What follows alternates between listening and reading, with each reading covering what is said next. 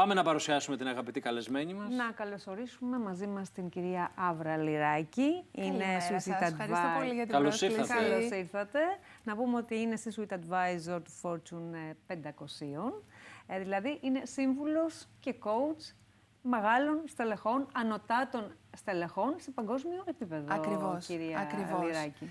Ακριβώς. Και είναι μια ομάδα η οποία θα μου επιτρέψετε να πω ότι χτυπιέται αλίπητα globally σε αυτό το επίπεδο, γιατί ζούμε πάρα πολύ έντονα, όπως και εσείς προαναφέρατε, εποχή αβεβαιότητας. Αυτό είναι κάτι το οποίο είναι κάτι καινούριο, γιατί πια δεν είναι παροδικό από τις γεωπολιτικές εξελίξεις μέχρι την τεχνητή νοημοσύνη. Πρώτη ερώτηση. Για έναν μάνατζερ αυτού του επίπεδου, σημασία έχει η ταχύτητα της απόφασης ή αν είναι λανθασμένη ή σωστή? Αυτή είναι φιλοσοφική ερώτηση.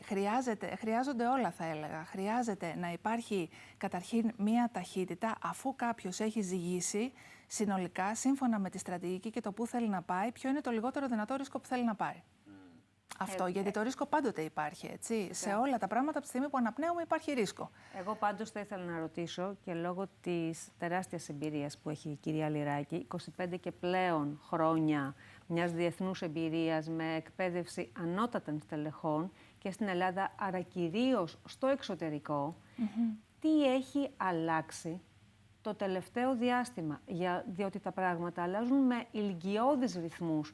Είναι η έλευση της τεχνητής νοημοσύνης που αναδιατάσσει και τη στρατηγική των εταιριών και τη συμπεριφορά των ανώτατων στελεχών και όλους εσάς που κοουτσάρετε αυτούς τους CEOs. Άρα έχει αλλάξει κάτι δραματικά. Καταρχήν, είναι αυτό που είπατε και πιο πριν. Έχει αλλάξει η ταχύτητα των πραγμάτων. Δεν μπορούμε να αγνοήσουμε το γεγονός ότι τα βήματα που κάνει η τεχνητή νοημοσύνη είναι με ταχύτητα φωτός. Ο άνθρωπος δεν μπορεί να μπορέσει να διατηρήσει όλο αυτό που λέμε, πώς μπορώ να ξέρω τι ακριβώς γίνεται. Γιατί πάντα, όσο εμείς κοιμόμαστε, κάτι καινούριο συμβαίνει. Επομένως, δεν μπορούμε εύκολα να το ακολουθήσουμε αυτό. Τώρα, τι έχει αλλάξει? Όπως είπα πριν, πολύ σημαντικό στοιχείο. Μιλάμε πάντα σε παγκόσμιο επίπεδο, έτσι, που συνεργάζομαι με CEOs και με ανώτερα στελέχη. Είναι οι γεωπολιτικές εξελίξεις. Αυτό είναι κάτι που παλαιότερα, αν θυμάστε ιστορικά, ήταν ένα παροδικό γεγονός. Συνέβαινε μια κρίση, τη διαχειριζόμασταν, πάμε παρακάτω. Τώρα αυτό αλλάζει συνέχεια. Αυτό σε συνδυασμό με το γεγονός ότι έχουμε να κάνουμε με την τεχνολογία, η οποία είναι ένα αναπόσπαστο κομμάτι των εταιριών, εάν θέλουν να πάνε μπροστά, αλλά όχι μόνο αυτό. Θα επανέλθω σε αυτό πιο μετά, συν το γεγονός ότι αυτό που πραγματικά θέλουν και πάρα πολύ τα ανώτερα στελέχη είναι να μπορούν να βρουν άτομα, ταλέντα, σε παγκόσμιο επίπεδο, που να μπορούν να έχουν κάποια χαρακτηριστικά, τα οποία ίσως θα πούμε αργότερα. Ποια είναι αυτά, για πείτε μας. Λοιπόν, τα χαρακτηριστικά αυτά σίγουρα είναι το να μπορούν αυτό που λέμε agility, δηλαδή να μπορούν γρήγορα να πηγαίνουν από το ένα στο άλλο. Ευτυχώς η Gen Z το έχει αυτό. Και αυτό δηλαδή είναι να προσαρμόζεται, σε οποιαδήποτε συνθήκη. Να προσαρμόζεται εύκολα σε μία συνθήκη. Και αυτό φυσικά να μην ξεχάσουμε να πούμε ότι πρέπει να το έχει και ο CEO, έτσι. Βέβαια. Δεν είναι μόνο να έχει ο CEO κάποιες απαιτήσεις και να λέει θέλω σε θεωρητικό επίπεδο να γίνει αυτό και αυτό και αυτό, γιατί μου το είπε το AI, για παράδειγμα. Πρέπει να έχει και εκείνος αντανακλαστικά. Ακριβώς. Αντανακλαστικά, κριτήριο. Το πολύ σημαντικό είναι η αναλυτική σκέψη, κριτική σκέψη και, όσο και αν σας φανεί παράξενο, να μπορεί να ηγείται. Γιατί η ηγεσία, προσέξτε, η ηγεσία είναι λίγο παρεξηγημένος όρος. Η ηγεσία, κάποιοι το φαντάζονται ότι είμαι αρχηγός και έχω μία στρατιά ανθρώπων. Η ηγεσία είναι κάτι πολύ πιο βαθύ και ενέχει την επικοινωνία. Εάν δεν υπάρχει επικοινωνία, δεν υπάρχει ηγεσία. Γιατί η ηγεσία, ποιο είναι το χαρακτηριστικό της? Ότι θέλει στην πραγματικότητα να έχεις ανθρώπους που να σε ακολουθούν συνειδητά, επειδή το θέλουν. Αυτό όμως είναι και θέμα εμπιστοσύνης. Ακριβώς. Αλλά εκεί είναι το θέμα. Ότι αυτό παίρνει χρόνο να χτιστεί. Γιατί η εμπιστοσύνη, όπως ξέρουμε και από την επικοινωνία που πολύ καλά και εσείς γνωρίζετε, παίρνει χρόνο να χτιστεί και δευτερόλεπτα για να γκρεμιστεί. Και επομένως αυτό το οποίο εγώ βλέπω τουλάχιστον είναι ότι πέρα από τη γενικότερη πίεση που έχουν αυτοί οι άνθρωποι, και γι' αυτό σας λέω ότι πραγματικά έχω δουλέψει με CEOs οι οποίοι μου λέγανε είναι αλλιώς πως φαίνεται κάτι εκτός και είναι αλλιώς πως συζητάς με έναν έμπιστο άνθρωπο όπως είμαι εγώ που μένουν τα πράγματα εκεί που είναι. Μου έχει τύχει να είναι άνθρωπος ο οποίος να είναι CEO μεγάλου τραπεζικού οργανισμού και να μου πει Αύρα θέλω να τα παρατήσω όλα, θέλω να γίνω φωτογράφος. στην ηλικία των 50. Αυτό είναι μια ιστορία που ακούω καθημερινά. Δεν λέω ότι όλοι θέλουν να γίνουν φωτογράφοι, αλλά φτάνουν σε ένα σημείο που πια αυτή η εικόνα που φαίνεται προς τα έξω και αυτό το στρες που αυτοί οι άνθρωποι δεν μπορούν ούτε στους συζύγους τους να εκμυστηρευτούν, ούτε στους φίλους, γιατί όλοι θα του πούνε «έλα, όλα καλά». Όλα και καλά, παίρνεις τόσα χρήματα, είσαι μια χαρά. Μπράβο, ακριβώς. Τι παραπονιέσαι. Ενώ στην πραγματικότητα, αυτό που λέμε σε μακροπρόθεσμο επίπεδο, τα χρήματα δεν παίζουν τόσο ρόλο. Και ειδικά όσο εξελίσσεται ο άνθρωπος, έχει κάνει tick the box, το έκανε αυτό, το έκανε αυτό, το έκανε αυτό, και φτάνει σε μια ηλικία, στατιστικά σας το λέω τώρα έτσι αυτό, γύρω στα 45 με 55, που έχει φτάσει κατά κάποιο τρόπο σε ένα σημείο, μιλάω πάντα για τις επιχειρήσεις, που πια δεν του αρκεί αυτό και έχει κουραστεί πάρα πολύ. Πάρα πολλά παραδείγματα μπορώ να μοιραστώ μαζί σας από καθημερινές ιστορίες. Αυτό που γράφετε για τη γενιά Z, ότι πάνε σε επιχειρήσεις και αφενός μένουν για λίγο διάστημα, χάνουν το ενδιαφέρον τους και θέλουν κάτι άλλο. Οπότε ρισκάρει η εταιρεία να τον εκπαιδεύσει, να τον κάνει υψηλόβαθμο στέλεχος, αλλά σου λέει αυτός θα μου φύγει, γιατί μιλάω για τα μυαλά. Ναι. Και το δεύτερο είναι ότι βάζουν πλέον την προσωπική ζωή και το ωράριο. Όχι οι παλιές γενιές που ήταν αφοσιωμένοι, είχαν παντρευτεί την εταιρεία και δουλεύαν ασταμάτητα από το πρωί μέχρι το βράδυ, κυρία. Ωραία. Εσάς ποιος σας φαίνεται πιο υγιές? Καλά, προφανώς το δεύτερο. Αλλά εμείς όταν ξεκινούσαμε όμως, για να προχωρήσεις, ήξερες ότι... Κοιτάξτε, οι εταιρείες τώρα, αυτό το οποίο για να μπορέσουν να παραμείνουν ανταγωνιστικές, γιατί αυτό είναι το θέμα, είναι πώς μπορείς να πας από τον έλεγχο στην εμπιστοσύνη και από την εξουσία στην επιρροή. Άρα, η Gen Z είναι μία γενιά την οποία εγώ προσωπικά υποστηρίζω θερμά και θα σας πω γιατί. Ναι. Είναι, όσο και αν τη βλέπουμε ότι είναι κολλημένη στο κινητό, είναι φιλοσοφημένη γενιά από ποια άποψη? Βλέπει τους γονείς της, τους συνήθως Gen X, που είμαι και εγώ σε αυτήν την κατηγορία, και ο γιος μου είναι Gen Z, λοιπόν, που βλέπεις ότι αυτοί οι άνθρωποι δουλεύαν από το πρωί μέχρι το βράδυ, δεν είχαν ζωή, τα πάντα όλα για την εταιρεία, λες και είμαστε ήρωες, και σου λέει, όπα, εγώ δεν το θέλω αυτό. Δεν το θέλω αυτό. Εγώ θέλω να μπορώ να είμαι κάπου που αυτός ο οποίος εγώ καλούμε να ακολουθήσω, γιατί υπάρχει μια παρανόηση ότι η Gen Z δεν υπακούει σε κανόνες. Αυτό δεν ισχύει. Εάν την εμπνεύσεις, εάν σε πιστέψει και αν δει ότι αυτό που λες, αυτό κάνεις, ως CEO, ως manager, ως πείτε το όπως θέλετε, θα το κάνει. Να ρωτήσω όμως. Ναι. Αυτό είναι πάρα πολύ σημαντικό που λέτε και το βλέπω και εγώ πολύ στη νέα γενιά, γιατί έχω και εγώ παιδιά αντίστοιχης ηλικίας σε μεγάλες εταιρείες και πολυεθνικές που δουλεύουν, ότι έτσι αντιμετωπίζουν την κατάσταση. Όμως επενδύουν στο προσωπικό τους οι CEOs, δηλαδή επενδύουν και εκείνοι στα μυαλά τα οποία έχουν στην ομάδα τους ή έχουν διακρίνει ότι θα τους πάει μπροστά την εταιρεία και δεν μένουν κολλημένοι σε κάποια στερεότυπα, σε κάποια τετριμένα που έχει όχι μόνο η ελληνική αγορά, αλλά και η παγκόσμια αγορά, αλλά κυρίως η ελληνική αγορά που έχει μείνει πολύ πίσω. Ακριβώς. Η ερώτησή μου στην ερώτησή σας θα ήταν, θέλετε η απάντησή μου να αφορά παγκόσμιο επίπεδο ή Ελλάδα? Γιατί αυτή θα είναι μια πολύ βασική διαφορά σύμφωνα από τις δικές μου προσλαμβάνουσες. Άρα, για να απαντήσω, εάν κάποια εταιρεία, θα μιλήσω για το εξωτερικό, που εκεί τα πράγματα είναι πιο τετράγωνα, με ποια έννοια? Ότι εκεί, και όχι μόνο για την Αμερική, αλλά γενικότερα, εάν είσαι καλός, από όπου κι αν είσαι, θα προχωρήσεις. Αυτό είναι κανόνας. Το καλός πώς προσδιορίζεται, αν δηλαδή πετυχαίνεις τους στόχους και Να σας πω κάτι απλό. Μιλάω τώρα για και παλαιότερα χρόνια, αλλά και αυτό που βλέπω. Έχω πάρα πολλούς πελάτες, οι οποίοι μπορεί να είναι Ινδοί μηχανικοί, engineers, οι οποίοι δουλεύουν με εταιρείες που είναι στη Silicon Valley. Εκεί δεν έχει σημασία αν η προφορά σου δεν είναι ιδανική. Σημασία έχει ότι το μυαλό σου μπορεί να ταιριάξει με αυτό που εγώ ζητώ. Άρα δεν με νοιάζει από πού κάποιος είναι. Απαραίτητα. Επομένως, αυτό που βλέπω για να απαντήσω στην ερώτηση είναι ότι στο εξωτερικό, όταν διακρίνουν κάποια ταλέντα, δεν τα αφήνουν εύκολα να φύγουν. Όχι ότι είναι όλα τέλεια εκεί, για να μην παρεξηγηθώ. Αλλά εκεί υπάρχει το ότι, λειτουργούμε σε μια παγκόσμια γκάμα και θέλουμε να πάρουμε τα καλύτερα δυνατά μυαλά. Αυτό το έκανε παλιά η Αμερική. Γι' αυτό προχώρησε. Εντάξει, για να λέμε τα πράγματα όπως είναι. Και δεν την ένοιαζε από όπου κι αν είσαι. Στην έρευνα και στην τεχνολογία. Ακριβώς. Αλλά και επένδυσε σε αυτό το οποίο πολλές φορές λέμε εμείς αξιοκρατικά κριτήρια. Καλά, στην Ελλάδα δεν υπάρχουν. Όχι. Και αυτή είναι και η διαφορά των Ελλήνων CEOs με με τους CEOs που λειτουργούν σε παγκόσμιο επίπεδο. Στην Ελλάδα είναι πιο προσωπικές οι σχέσεις. Είναι πιο προσωποκεντρική εξουσία. Οικογενειακές, Είναι κατά βάση οικογενειακές, αλλά και όχι μόνο. Δεν μιλάω μόνο για τις οικογενειακές επιχειρήσεις που, αν θες, εκ προημίου προκύπτει ότι θα είναι οικογένεια. Και μεγάλες επιχειρήσεις την έχουν. Γιατί οι οικογενειακές επιχειρήσεις υπάρχουν και Σαουδική Αραβία, υπάρχουν και Ντουμπάι, δηλαδή δεν είναι μόνο η Ελλάδα. Αλλά αυτό που χρειάζεται για να πάμε μπροστά, γιατί βρισκόμαστε στην Ελλάδα και γιατί είναι καλό όχι απαραίτητα να υιοθετούμε τις συνήθειες που υπάρχουν στο εξωτερικό, αλλά αυτές που θα μας πάνε μπροστά με τις δικές μας ιδιαιτερότητες, είναι να μπορέσουμε να ανοίξουμε λίγο τη βεντάλια, να μην στηριζόμαστε τόσο πολύ προσωπικές σχέσεις, να δούμε τι υπάρχει εκεί έξω, να δούμε πώς μπορούμε να συγκεντρώσουμε αυτά τα μυαλά που πολύ σωστά είπατε και εσείς, έχουν φύγει πάρα πολύ έξω. Μα γι' αυτό το brain drain δεν λέει να ισορροπήσει, παρά τα στοιχεία που δείχνουν ότι γυρίζουν πίσω. Και εδώ θα κάνω μια παρένθεση, διότι το brain drain ξεκίνησε με την οικονομική ανασφάλεια και την κατάρρευση οικονομικά της Ελλάδας, αλλά και με την αναξιοκρατία. Ακριβώς. Εγώ έχω προσωπικά παραδείγματα φίλων μου που φύγαν με interviews από την Ελλάδα στο εξωτερικό, απλά interviews, call, και πήγαν και προσληφθήκανε, χωρίς να τους ξέρει κανένας, χωρίς να έχουν καμία επαφή πουθενά.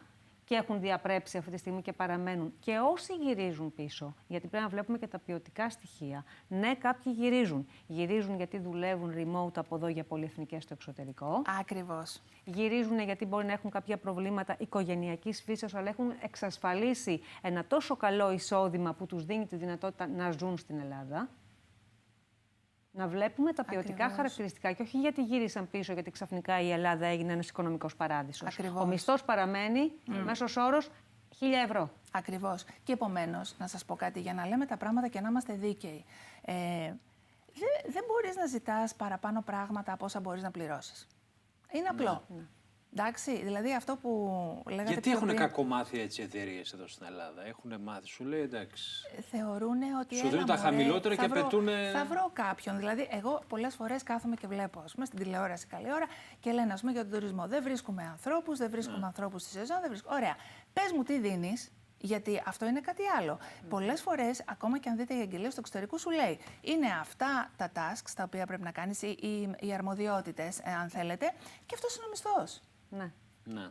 Τώρα πάει να έρθει και σε εμάς με το νέο νομοσχέδιο ότι όταν πας καλείσαι μια θέση να δηλώσεις ότι ενδιαφέρεσαι, πρέπει να αναγράφεται στη θέση και ο μισθός. Φυσικά. Μα δεν είναι διαδικασία του. Βλέπεις κάτι και υποβάλλεις την αίτησή σου, αλλά πρέπει να ξέρεις όλες τις παραμέτρους. Γιατί πας μετά σε ένα interview και μπαίνεις σε μια διαπραγμάτευση. Και γιατί θα έπρεπε να είναι ταμπού αυτή η ερώτηση, έτσι? Ακριβώς, δηλαδή, πολλές φορές, επειδή έχω προετοιμάσει και άτομα που σε global επίπεδο, στον ξενοδοχειακό κλάδο κυρίως θα πω, που θέλουν να χτυπήσουν θέσεις σε global επίπεδο, να γίνουν, ας πούμε, CMOs, να γίνουν CFOs, και κάνουμε την προετοιμασία. Είναι τελείως διαφορετική η προετοιμασία αυτή, έτσι, γιατί ετοιμάζεις πλάνο, τις πρώτες 100 μέρες θα κάνεις. Αλλά στην πραγματικότητα βλέπεις και ξέρεις από την αρχή ότι αυτό χρειάζεται 1, 2, 3, 4, 5. Αυτό είναι το σωστό, το διαφανές και το transparent που λέμε στη γλώσσα μας. Και δυστυχώς, εγώ το βλέπω γιατί ζω στην Ελλάδα, αλλά δουλεύω και με εταιρείες του εξωτερικού, 95% δηλαδή δουλειά μου είναι σε αυτό. Και δεν θέλω να είμαι αφοριστική, γιατί πραγματικά αγαπάω την Ελλάδα, αλλά ειλικρινά βλέπω ότι ορισμένα πράγματα δεν προχωράνε, γιατί αν θέλετε είναι πιο παγιωμένο το σύστημα, υπάρχουν πολλές προσωπικές σχέσεις. Έχω βιώσει κι εγώ, γιατί δούλευα στην Ελλάδα σε μεγάλες τράπεζες, ότι παίζει πολύ μεγάλο ρόλο να ξέρεις σε τι αυτιά θα πεις την πρότασή σου. Ναι.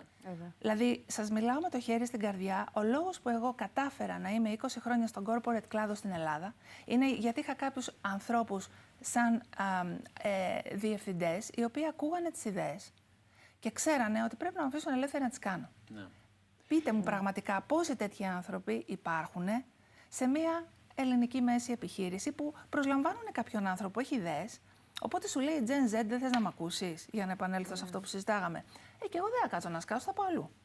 Άρα έχει να κάνει με το πόσο είπαμε, την εμπιστοσύνη. Είναι πολύ σημαντικό πράγμα και παίρνει χρόνο. Η μετακίνηση των εργαζομένων, των νέων εργαζομένων, εκεί ακριβώς οφείλεται. Γιατί βλέπουμε μια τρομερή μετακίνηση. Δεν μένει εργαζόμενος για μεγάλο διάστημα. Ακριβώς.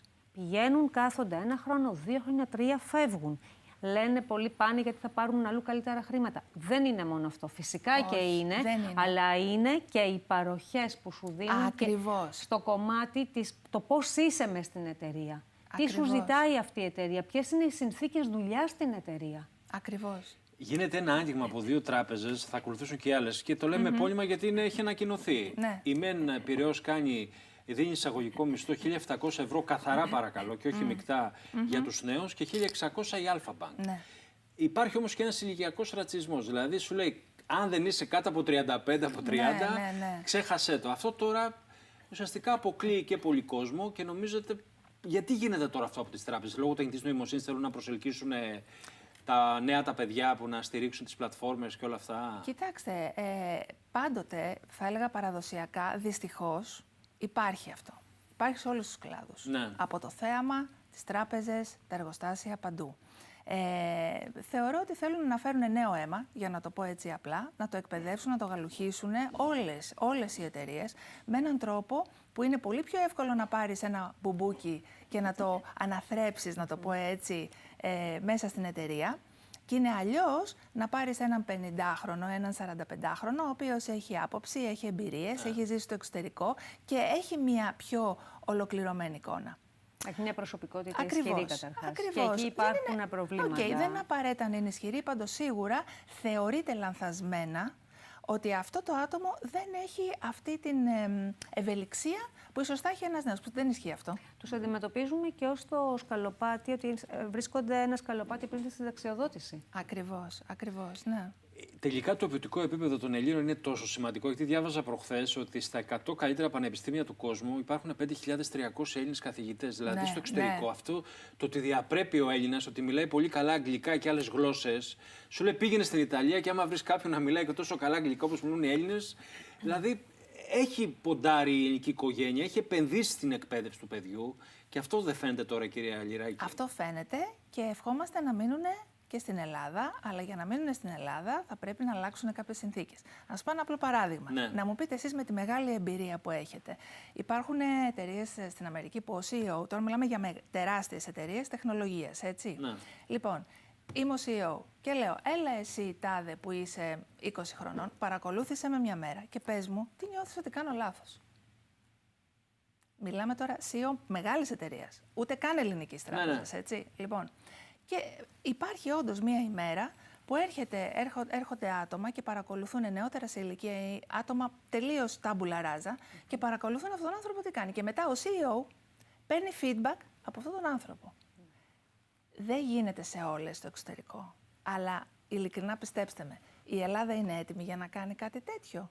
Ακόμα. Ακόμη και οι νέες εταιρείες που δημιουργούν τα νέα τα παιδιά, οι οι startup, όλες αυτές που έχουν αναδειχθεί. Ακόμα και οι νέες και οι στοιχηματικές που θεωρούνται έτσι πολύ πιο mainstream, να το πούμε έτσι, Ναι. είναι πιο κοντά στην νεολαία και όλα αυτά. Ειλικρινά πιστεύω πως όχι. Μα για να το κάνεις όμως αυτό, πρέπει να έχεις πρώτον μια κοινωνική συνείδηση, να βλέπεις πέρα από τις γραμμές, να βλέπεις το δάσος και όχι το δέντρο. Ακριβώς. Και να μπορείς να έχεις και ένα όραμα. Αν δεν έχεις οραματιστεί ως CEO που θες να πας, τι θέλεις να κάνεις, πώς θέλεις να είναι η εταιρεία σου, πώς θα επιλέξεις άρα και τον κόσμο που θα συνεργαστείς μαζί του. Ακριβώς. Και το πιο σημαντικό, μπορεί να ακούγεται τετριμένο, είναι να ακούς. Γιατί το μεγαλύτερο στοίχημα, όλοι έχουν πέσει τώρα, μου επιτραπεί η έκφραση με τα μούτρα στο AI. Είναι το καινούριο exotic fruit, το οποίο θα το έχουμε. Ναι. Να σας πω κάτι, θα δείτε πως μετά από κάποια χρόνια, όταν όλο αυτό που ζούμε με το AI κάπως παγιωθεί, αυτό το δείχνουν οι έρευνες, δεν το λέω εγώ, θα γυρίσουμε πάλι στις ανθρώπινες δεξιότητες. Γιατί στην πραγματικότητα ο ηγέτης δεν μπορεί να βάλει σε ένα AI tool πώς να διοικήσει την τάδε εταιρεία. Φυσικά. Δεν μπορεί να του δώσει απάντηση. Άρα, πού ερχόμαστε πάλι? Στα skills που πρέπει να έχει ένα CEO και τα στελέχη τα οποία τον ακολουθούν και το board of directors. Δηλαδή, στρατηγική σκέψη, ανθεκτικότητα, ηγεσία και εννοείται αυτό επικοινωνία, transparency, διαφάνεια και να μπορεί να είναι πάρα πολύ καλό στο να επικοινωνεί, να τηρεί και να εφαρμόζει το organizational transformation, την οργανωτική αλλαγή που έρχεται στην εταιρεία. Γιατί σίγουρα η Gen Z θέλει να έχει άτομα τα οποία την εμπνέουν. Αυτό είναι το στοίχημα. Γιατί εγώ θυμάμαι όταν πρωτοδούλεψα, που είμαι Gen X, μπορεί να σου έλεγε ο διευθυντής, ξέρεις, θα κάνουμε αυτό, δεν έκανες άλλη ερώτηση, ήταν έτσι. Ναι, ναι, Τι να κάνουμε, έτσι θες ήταν. φατοτέρμα, το δέχεσαι και προχωράς. Όχι, Ναι. η Τζένζη σου λέει συγγνώμη, γιατί να το κάνω και εξήγησε μου πώς αυτό αμφισβητεί. συνδέεται με αυτό που κάνω, που είναι ο σκοπός, με τη δική μου, αν θέλετε, ψυχική υγεία, well-being και πώς τελικά εμένα αυτό με προωθεί μέσα στην εταιρεία. Και με εξελίσσει. Και με εξελίσσει, ναι, Σαν αυτό. άνθρωπο. Και είναι Έτσι. πάρα πολύ λογικό. Γιατί η ταχύτητα έχει άλλη ευαισθησία σε αυτή τη γενιά. Θέλει τα πράγματα πιο γρήγορα. Και σε αυτό δεν μπορούμε να κατηγορήσουμε αυτή τη γενιά, γιατί αυτή τη γενιά τη μεγάλωσε η γενιά της Gen X. Οπότε, δηλαδή. όταν ακούω για την Gen Z ότι τι κάνουν, το ένα το άλλο, λέω συγγνώμη, αλλά ποιος μεγάλωσε αυτή τη γενιά. Ναι. Έτσι πάει. Μάλιστα. Λοιπόν, σας ευχαριστούμε θερμά. Να είστε κύριε καλά, Λυράκη. ευχαριστώ πάρα πολύ. Θα χαρούμε να τα ξαναπούμε Να πάλι, είστε γιατί καλά. αυτή η κουβέντα δεν τελειώνει. Είναι νομίζω. Δεν Πολύ τελειώνει. ενδιαφέρουσα. Πολύ ενδιαφέρουσα, εντάξει. Και θα έχουμε και την ευκαιρία να τα πούμε και μια επόμενη φορά. Σας γιατί ευχαριστώ πάρα πολύ για Και την εμείς πρόσκληση. Πραγματικά και ειλικρινά... και η εμπειρία η οποία μεταφέρεται τώρα η κυρία Λυράκη, αγαπητοί τηλεθεατές, είναι πάρα πολύ σημαντική, γιατί δεν απλώς είναι μια θεωρητική κουβέντα, είναι μια κουβέντα από μια γυναίκα που τα έχει ζήσει στην πράξη και τα δουλεύει. Έτσι. Και μπορεί να συγκρίνει, είναι βασικό αυτό. Φυσικά, Ξέρετε ναι. το παγκόσμιο σκηνικό και ξέρετε και τι συμβαίνει και στην Ελλάδα. Ακριβώς. Να είστε καλά. Σας Καλό ευχαριστώ πάρα καλοκαίρι και πολύ. καλές Καλό διακοπές. καλοκαίρι. Να είστε καλά. Σας Καλημέρα, ευχαριστώ πολύ. Καλό καλοκαίρι. Ευχαριστούμε πολύ. Άρη, σε ευχαριστώ θερμά.